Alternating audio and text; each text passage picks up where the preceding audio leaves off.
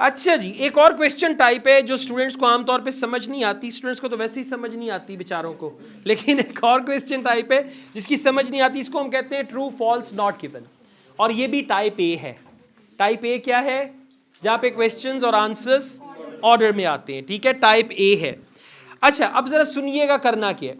सबसे पहले आपने क्वेश्चन को पढ़ना है और पढ़ते साथ ही क्वेश्चन में से क्लू वर्ड निकालना है। क्लू वर्ड एक ऐसा वर्ड है जो आपको पैसेज के उस पैराग्राफ में लेके जाएगा जहां पे आपका आंसर है। हर क्वेश्चन टाइप पे जो टाइप ए की है, आपका पहला टास्क ये होना चाहिए कि आप पैसेज को मार्क कर लें, इसके आंसर्स यहां पे मिलेंगे। और अगर वो आपका टाइप ए है तो टाइप ए का मतलब है एक आंसर मिल गया, अगला उससे आगे होगा, फिर अगला उससे आगे होगा, फिर उससे आगे होगा, ठीक है। तो पहला टारगेट ये होना चाहिए टाइम बचाने के लिए, टाइम मैनेजमेंट के लिए, कि आप राइट जगह पे पहुंच जाएं कि हाँ, जैसे हमने कभी पीछे किया है, एक ही पैराग्राफ में सारे आंसर्स, कितना आराम से हो गया सारा। तो first target should be that. अच्छा, उसके बाद ट्रू फॉल्स नॉट गिवन में हमेशा याद रखिएगा कोई एक वर्ड नहीं, वो जैसे चले रहने दें नाना पाटेकर नहीं कहता एक मच्छर, ठीक है, तो बिल्कुल वैसे ही एक वर्ड है जो डिसाइड करेगा कि आंसर इसका ट्रू होगा या फॉल्स होगा या नॉट गिवन होगा। वो एक वर्ड हो सकता है या एक फ्रेज हो सकती है। फ्रेज होता है ग्रुप ऑफ वर्ड्स, फर्ज करें वो कहते हैं all of them, majority of people, ये फ्रेज है, ठीक है। अच्छा, उस फ्रेज को भी आपने देखना है और फिर आपने सेंटेंस को डिवाइड करना है तीन पार्ट्स पे क्या डिवाइड, यानी जो चीज आपने पैसेज में देखनी है उसको क्वेश्चन, अभी ये मैं करके दिखाऊंगा, डोंट वरी, ठीक है। जो चीज आपने पैसेज में देखनी है पहले आपने उसको मार्क कर लेना है, फिर आपने उसको मैच करना है कि अगर वो चीज एग्जैक्टली मैच होगी तो ट्रू, अगर वो उससे ऑपोजिट होगी तो फॉल्स, और अगर उस चीज के बारे में, उस फ्रेज के बारे में नहीं बताया तो नॉट गिवन। अब जरा आइएगा question number 20। FAA was created as a result of the introduction of jet engine। अब जरा अंडरलाइन करें FAA क्रिएटेड को और इंट्रोडक्शन ऑफ जेट इंजन को। अच्छा, अब जरा पहले सुन लें। If FAA was created as a result of introduction of the jet engine, by the way आपने पढ़ा है अभी FAA क्यों क्रिएट की गई थी?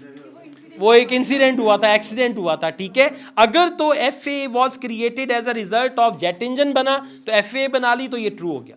अगर FAA बनाई कि वो दुर्घटना हुई, जहाज जो था वो स्काइज में क्रैश हुआ, उसके बाद बनाया तो आंसर फॉल्स हो जाएगा। फॉल्स क्या है जरा पढ़िएगा। If the statement contradicts the information, contradict हो गया ना, ठीक है, मतलब देखिए उसने उससे शादी की नहीं, उसने उससे नहीं, उसने उससे की है, ठीक है, तो शादी तो की है ना, लेकिन उससे नहीं की, उससे की है, तो ये फॉल्स हो जाएगा। और अगर उसी से की है जिसका बताया है तो ट्रू हो जाएगा, और अगर बताया ही नहीं कि उससे की या उससे की या किससे की तो नो। कितना आसान है, ठीक है। क्वेश्चन भी alright, now let's go back, वापिस आइए। पहले पैराग्राफ में आपको FAA मिल गया, ठीक है।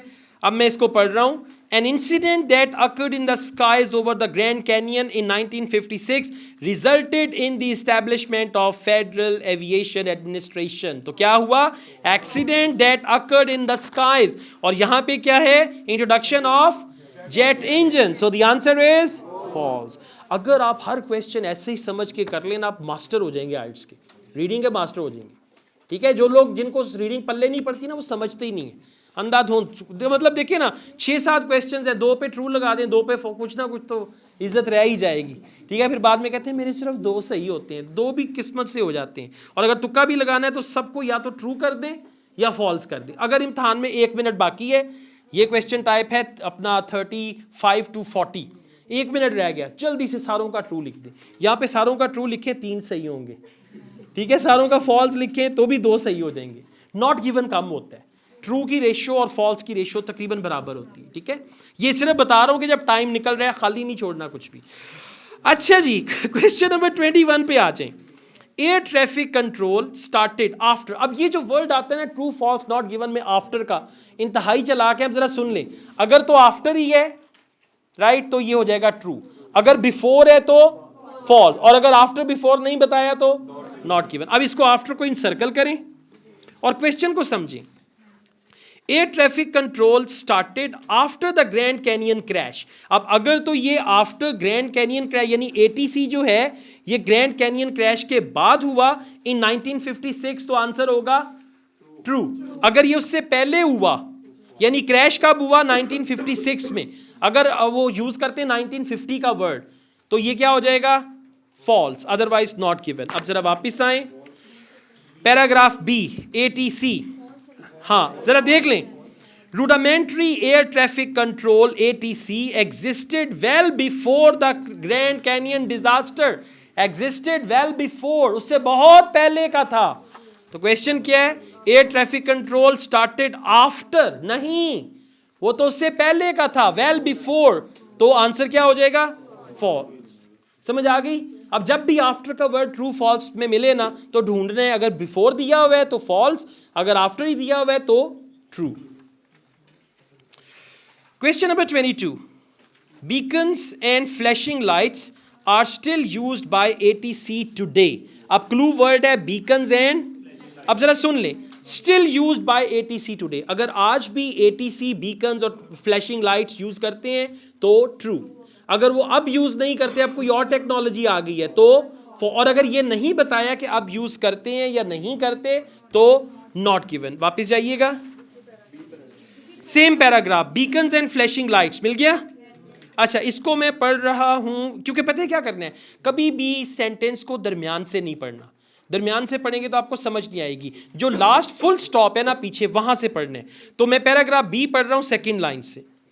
As early as 1920s, the earliest air traffic controllers manually guided aircraft in the vicinity of the airports using lights and flags, while beacons and flashing lights were placed along cross-country routes to establish the earliest airways.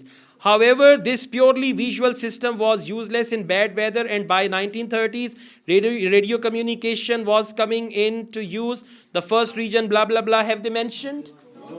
कि बताया कि आजकल use होता है या नहीं होता, there is no information, hence the answer is not given. मतलब ये जो बताया ना टुडे, ये डिसाइड करेगा। They didn't tell us about the present, सिर्फ यही बताया कि पास्ट में यूज होता था, अब आजकल यूज हो रहा है नहीं हो रहा। यस नहीं, देखिए beacons and flashing lights are still use. अब देखना ये है, if they are still in use then it is true. If they have mentioned, उन्होंने present इनका नहीं बताया कि अगर वो ये लिख देते ना कि at present such type of things are not in practice anymore, तब इसका आंसर true false हो सकता था। लेकिन beacons और flashing lights का present कुछ नहीं बताया। There is no information about the present of these two things, beacons and flashing lights. That is why it is not given, right? Okay, question number 23. Some improvements were made in radio communication during World War II. World War II में radio का पहले ही ढूंढ के रखा हुआ है, हाँ वापस जाइएगा। पैराग्राफ सी, अच्छा इसको मैं पढ़ रहा हूँ फर्स्ट लाइन से। In the 1940s, ATC centers could and did take advantage of the newly developed radar and improved radio communications. Communication brought about by the Second World War. They said improved radio communication, newly developed radar and improved radio communication. Question क्या है? Some improvements were made in radio communication during World War II. So radio communication के साथ क्या word आया? Improved radio communication. So improved means improvements actually. So the answer is true. आप आइएगा question number 25 पे। All aircraft in class E air space must use IFR।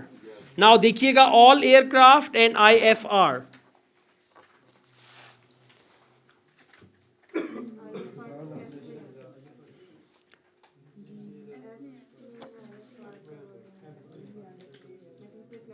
IFR का word जी में, दोबारा देखिए ऑर्डर में है ना, पैराग्राफ जी के मिडल में आइएगा। The difference between class E and class A, मिल गया? Okay, the difference between class E and class A air space is that in class A all operations are IFR and pilots must be instrument rated, that is skilled and licensed. So difference क्या है ई और ए में? airspace is that in class A all operations are IFR. A में क्या है? All operations are IFR. यहाँ पे क्या बोल रहे हैं? E में must be IFR. So answer is false. Very good. ठीक है, देखिए ये जो वर्ड बोल रहे हैं ना, all aircraft in class E air space must use IFR. अब ये जो वर्ड है ना क्लास ई, पैसेज में क्लास ई नहीं बताया. वापिस आए, पैसेज में उन्होंने बोला है the difference between class E and A air space is that in class A all operations are IFR. Class A में all operations are IFR. Question में कह रहे हैं in class E all operations must be IFR, तो वो E नहीं बल्कि A है. That is why answer is false. हाँ, क्या नॉट गिवन हो ही नहीं सकता? हाँ, क्या मेंशन नहीं है? ई मेंशन, देखें बात सुने, ई मेंशन नहीं है लेकिन ये चीज ए में तो मेंशन है.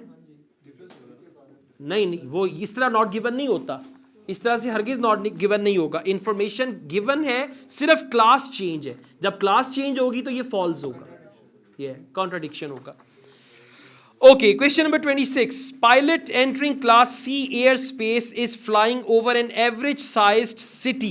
Over an average sized city. City का size. Pilot entering class C. Class C पे जाइएगा. मिल गया? अच्छा, इसको पढ़िएगा. There are 3 other types of airspace. मिल गया? 3 other types of airspace, classes D, C and B. अब जरा गौर से सुनिएगा, यहाँ पे एक वर्ड आने वो आपको मैंने समझाना है. D, C and B govern the vicinity of airports. These correspond roughly to small. अब these correspond roughly to small. Small कहाँ पे जाएगा? D के साथ. ये समझने, ये पॉइंट समझने. Correspond roughly to small. D हो गया. स्मॉल म्यूनिसिपल डी के साथ हो गया, मीडियम साइज्ड सी के साथ हो गया, एंड मीडियम साइज मेट्रोपॉलिटन सी के साथ हो गया, एंड मेजर मेट्रोपॉलिटन आ गया बी के साथ. अब मीडियम साइज मेट्रोपॉलिटन कहां पे जा रहे हैं? सी के साथ. तो मीडियम साइज का जगह पे वर्ड क्या दिया हुआ है? Average sized. देखा कितना टेक्निकल क्वेश्चन है कि ये एंड ये. So answer is true. या it is true. Average sized. हाँ, heading number